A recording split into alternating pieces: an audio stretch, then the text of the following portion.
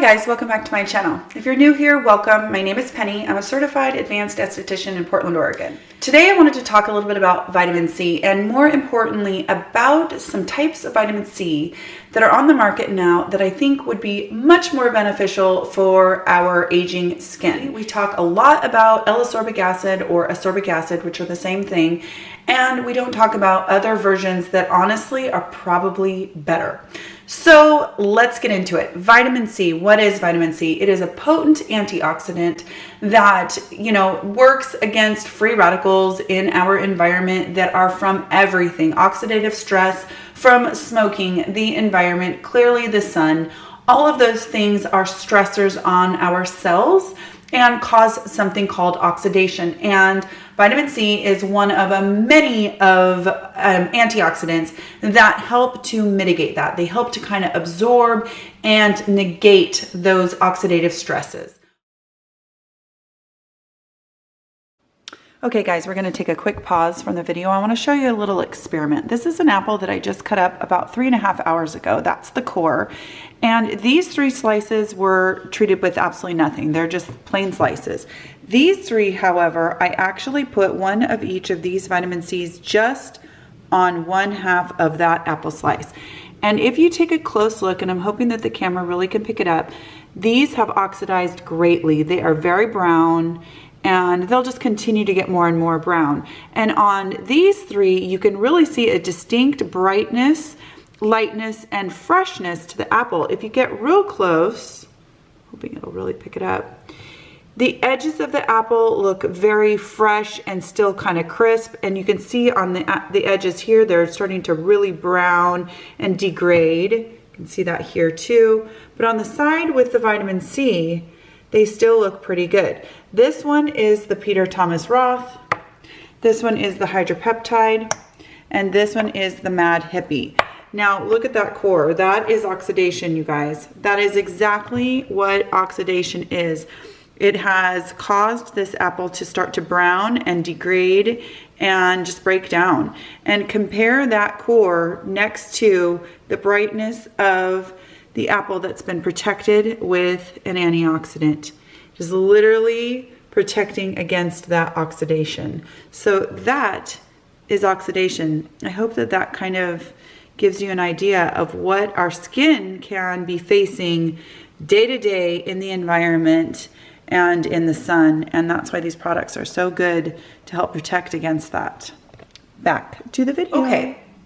Vitamin C does so much more than that, you guys. It also helps with collagen production, and it helps to inhibit tyrosinase, which, as you guys know, is the big one for me, which means that it's helping to inhibit that misfire of melanin, that cascading effect that can cause overpigmentation, hyperpigmentation, melasma, that kind of thing. It can also help with something called post-inflammatory hyperpigmentation, which is the pigment that is left behind, the overabundance of pigment that's left behind after, for example, you have a pimple and it leaves behind what looks like a scar for a while that's just really excess red or brown pigment.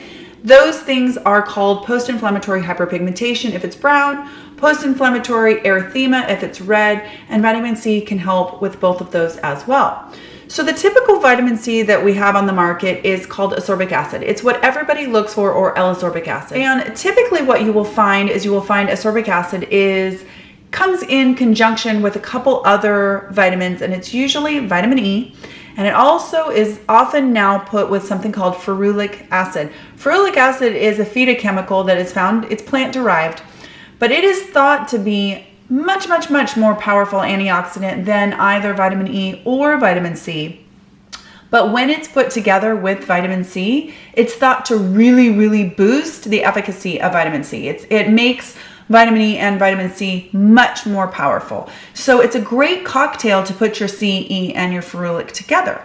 Okay, so that's all great, right? I mean, what could be wrong with any of that? The downside of ascorbic acid is that it is not stable. It is not stable at all. Not only is it not stable in the product packaging, depending on the packaging, but it's also not as stable actually on your skin.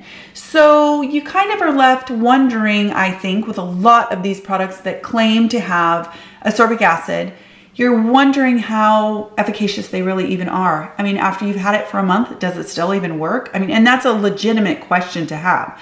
So because of that, you know, there's that question, but also it can be extremely irritating, especially as the percentages tick up. And unfortunately, it's typically more efficacious to do all of the things I just listed. It's usually are best seen at a higher percentage of vitamin C. Higher percentage of vitamin C can be very irritating. It can cause you to be inflamed and red.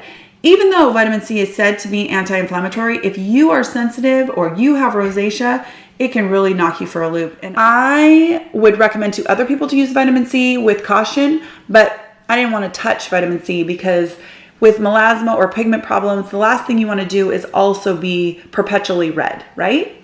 Okay, so enter in other forms of vitamin C or derivatives of vitamin C or precursors to ascorbic acid.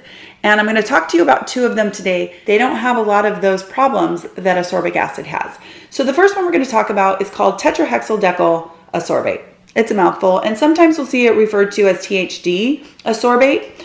This is an oil-soluble version of or precursor to vitamin C.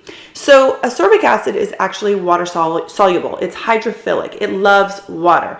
That's great and all, except for what that means is it can't penetrate in through our lipid barrier very well. So it typically sits in our upper layers of our skin, in our stratum corneum and that kind of thing. Does a really good job there. It's not a bad thing that it's there, but a lot of the anti-aging processes that we're trying to, get to, they're deeper in our skin, they're in our dermis. And it's very difficult for L-ascorbic acid to penetrate because it's water soluble. It cannot get past our lipid barrier. So it sits on our external, our outer skin, and does all of that really good defense against free radicals. It's good for that. It's wonderful, but it is not penetrating in. And because it sits on the surface also, and it's irritating, it can be even more irritating because it's sitting on the surface of your skin. Tetrahexyldecyl ascorbate is able to penetrate past that lipid barrier because it is oil-soluble version of or precursor to ascorbic acid. Now, it does require an enzyme in our skin to convert it into ascorbic acid in order for it to do a lot of the good things. But the cool thing is it's able to penetrate in further into your skin and then does the conversion and then does all those wonderful things that ascorbic acid can't get to. That makes sense. Ascorbic acid is also an exfoliant, and it definitely does some light exfoliant to your skin, which can be irritating. Tetrahexyldecyl ascorbate is not an exfoliant. It doesn't sit at the same pH, and it does not exfoliate your skin. It is not irritating at all. So it penetrates better, it's more efficacious, and it's not irritating. And the last thing that THD is stable. It actually can have a shelf life of over a year, and it is just not as sensitive to oxygen and light. I still would recommend good packaging, opaque packaging, and airtight packaging. And I still would recommend not leaving it out, to sit in the sun for sure. But it is much, much more stable both in the packaging and on your skin. Now, the second one that I wanted to talk to you about is sodium ascorbyl phosphate. Now, this is a salt precursor to ascorbic acid. And why that is super cool is number one, it is extremely stable as well. And number two, it is not irritating at all. But that salt component of that precursor of ascorbic acid actually helps that ingredient penetrate our lipid barrier. While it's not oil soluble, the salt helps it. It's the doorman, kind of like I was talking to you about a few videos back. The salt is the doorman to getting that amazing antioxidant through our lipid barrier to the dermis where we have, our anti-aging processes, where we can affect collagen, where we can do some of those really good things, the tyrosinase inhibiting, and help prevent overproduction of melanin. Okay, so where are these products? Well, I'm going to tell you about 3 products that I have found that have these various ingredients, and we're going to start with the Lumapro-C. This is from Hydropeptide. Now, this one is $148. It's very expensive. The first or second ingredient in here is resveratrol, and resveratrol is another amazing antioxidant that's found in the skin of red grapes, and just a really, really stellar ingredient all by itself. Then this also has the tetrahexyldecyl ascorbate. My only issue with this one, you guys, is that they don't list the percentages. And while the ingredients do lie in the very upper portion of the ingredient deck, I like to know exactly how much of each active is in the products. I will tell you that this is extremely cosmetically elegant and it feels fantastic under makeup. I'm really, really enjoying this in the morning, and it almost feels a super lightweight moisturizer. Now, the other one that also has the THD and that I'm the most impressed with is the Potent C, and this is by Peter Thomas Roth. Now, this one actually lists the actives. It has 20% THD ascorbate. It has 3% vitamin E, and it has 2% ferulic acid, which is really, really great percentages of all three of those actives.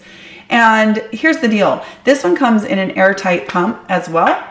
And obviously it's an opaque packaging. It is 1 fluid ounce. You really only need about a pump. And this one is $95. Now, the last one that I want to talk to you about with these precursors to vitamin C is actually by Mad Hippie. And this one is, again, this is the sodium ascorbyl phosphate. Now, this is a very stable precursor to vitamin C. And the reason why I love this so much is this is perfect for during the day. You put this on and it is it just sinks in your skin. I wouldn't go so far as to call it matte, but it's staying close to matte. No greasiness whatsoever. So I think a lot of people would enjoy this very much under the makeup because it almost goes away. It's like it's not even there. The other thing about this one that is so cool, again, is that it uses that salt to enter in through the lipid barrier. It is so extremely stable and so non-irritating. Zero irritation whatsoever. And I think that that's fantastic because you really want a constant dose of these antioxidants. And if they sensitize you, you're not likely to do that. You're likely to quit or use it very infrequently, and you won't get the benefit as you should if you used it every single day. The other thing that's pretty cool about this Mad Hippie one is the price point is really, really reasonable. This one is 1 fluid ounce and it's around $30 depending on where you buy it. I actually picked mine up at Whole Foods, but you can get it different retailers online. What is super cool about this one is it is really good for acne. And the reason why is it helps prevent sebum oxidation, like up to 40%. And that is kind of one of those things that is really important in the development of acne lesions. So this one could be really beneficial for not only helping to prevent acne, but also helping with that post-inflammatory hyperpigmentation that happens after a pimple goes away and leaves you with that dang pigment. Definitely kind of doing a deep dive into the vitamin C to see how much it can change the pigment in my skin. And so far what I've noticed is an overall brightening of my skin. I'm not going to say that my melasma has gone away or anything like that, but I am noticing an overall kind of glow. I'm hoping that this was helpful in some way. I'm definitely this is the beginning of a series on vitamin C and actives. We're going to talk all about what can be mixed with what, when you should use whatever. Takeaway from this though, you guys, is vitamin C can be used both morning and night. And really just take into consideration the other actives that you're using. Vitamin C penetrates the best at a very low pH, so I find it to be fantastic used alongside some other acids. You just have to really watch for irritation. And contrary to popular belief, vitamin C is fantastic when it's used with a retinoid. So that'll be another video as well. This is just a stellar antioxidant, and I hope that you'll incorporate it into your skincare because I think, like me, you will find it really does your skin some good. So I hope you guys found this helpful, and I thank you so much for watching, and I'll talk to you again very, very soon.